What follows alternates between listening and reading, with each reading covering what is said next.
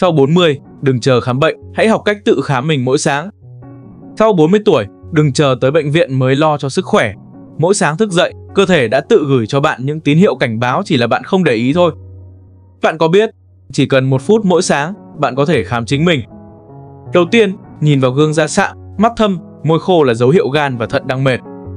Tiếp theo, đo nhịp tim và huyết áp. Nếu sáng nào cũng cao hơn bình thường, tim bạn đang chịu áp lực. Rồi quan sát bàn tay, bàn chân, nếu sưng, tê hay lạnh bất thường, có thể tuần hoàn máu đang kém đi.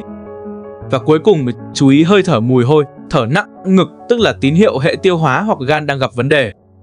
Sức khỏe không bắt đầu ở bệnh viện, nó bắt đầu từ việc bạn hiểu cơ thể mình mỗi ngày.